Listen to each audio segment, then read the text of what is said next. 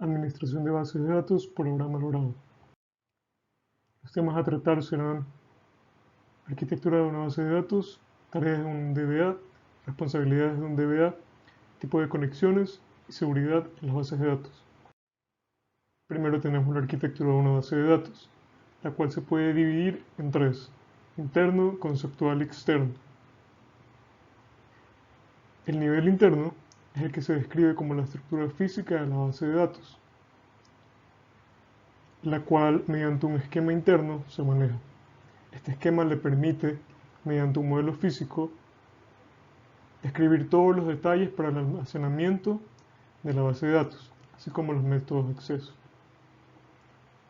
Ahí tenemos el nivel conceptual, en el cual se describe la estructura de la base de datos para una comunidad de usuarios.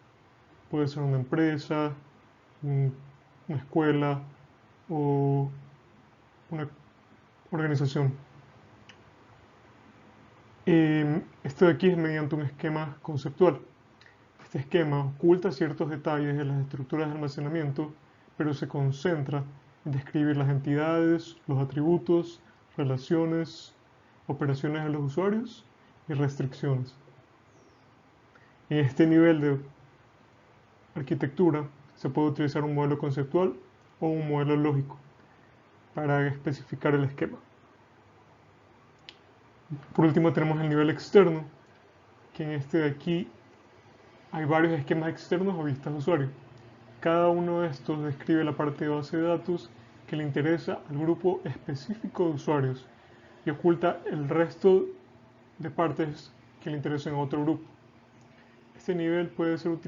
Para este nivel puede ser utilizado un modelo conceptual o un modelo lógico. Aunque estas tres niveles de arquitectura sean útiles para explicar el concepto de la independencia de los datos, también es necesario especificar cuáles son estos tipos de independencias, cuáles son físicas y lógicas.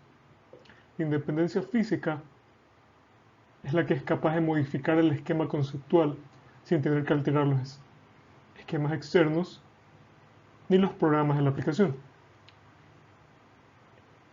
Este puede modificar el esquema conceptual para ampliar la base de datos, así como para reducirle. Por otra parte, la independencia física es la capacidad de modificar el esquema interno sin tener que alterar el esquema conceptual o los esquemas externos. Por ejemplo, si se necesita organizar de nuevo ciertos ficheros físicos para poder mejorar el rendimiento de las operaciones de consulta o tener que actualizar datos, se puede utilizar una independencia física. Dado que esta independencia física se refiere solo a la separación entre aplicaciones o programas y las estructuras físicas de almacenamiento. Para todos estos eventos que he mencionado, también se utilizan una serie de procedimientos adicionales. Ahí tenemos las tareas de un DBA y las responsabilidades de un DBA.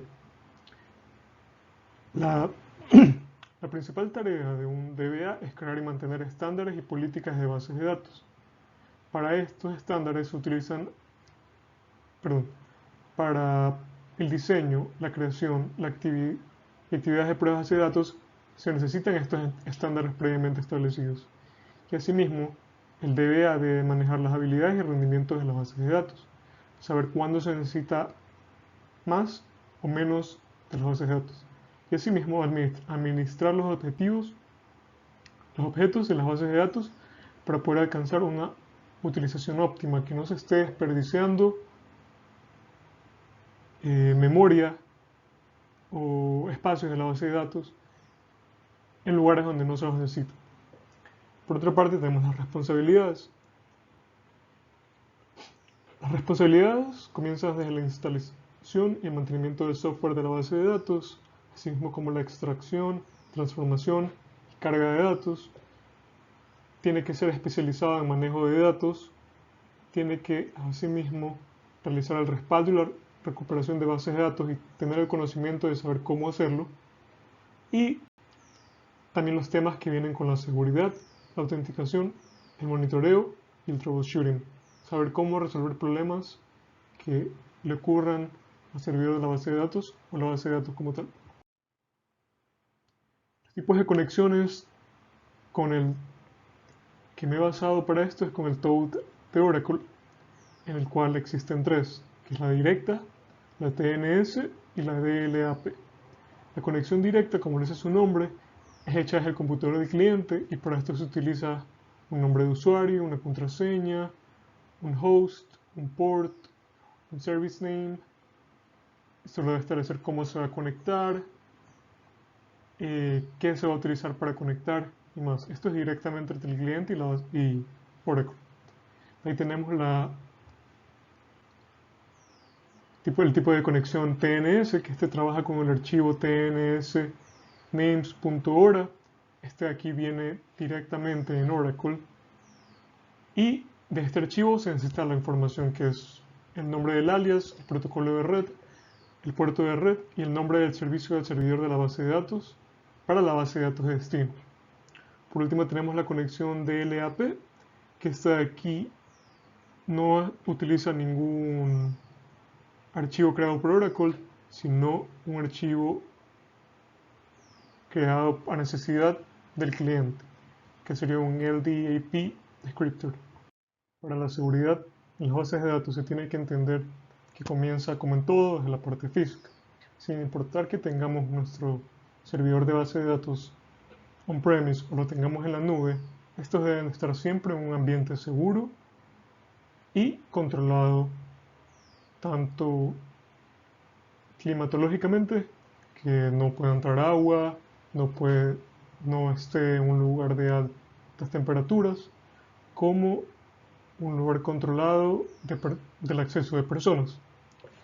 Asimismo tenemos los accesos de control administrativos y de red, que un mínimo número de usuarios deben de tener acceso a la base de datos para poder controlar que este pequeño número de personas que tengan acceso administrativo a toda la base de datos no puedan realizar acciones que puedan dañar a la base de datos. Y estos permisos que van a tener las personas deben ser restringidos a los trabajos que van a realizar. Ahí tenemos la seguridad a cuentas o dispositivos finales. Para esto se debe tener siempre en cuenta quién está accediendo a la base de datos y cómo está manejando los archivos, la data o la información que está almacenada en la base de datos. Ahí tenemos la encriptación, que sin importar si los datos están siendo usados en el momento o están siendo accedidos o no, deben de estar encriptados. La seguridad con web servers o aplicaciones. Para esto se debe estar en un constante chequeo de cualquier aplicación o cualquier servidor web que esté interactuando con la base de datos que tenemos para que no se encuentre ninguna vulnerabilidad que pueda afectar a nuestra base de datos y a la información que está guardada. Tenemos los backups, que deben de tener la misma seguridad y los mismos controles que se tienen con una base de datos en general, ya que si se llega a acceder a un backup de una base de datos, se puede encontrar una gran cantidad de información.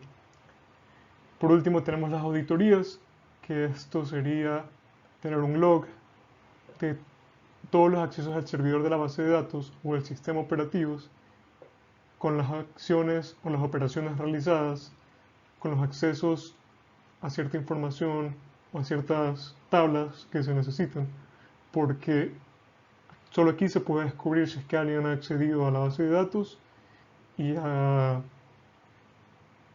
tomado información o cambiado información que no debía. Gracias.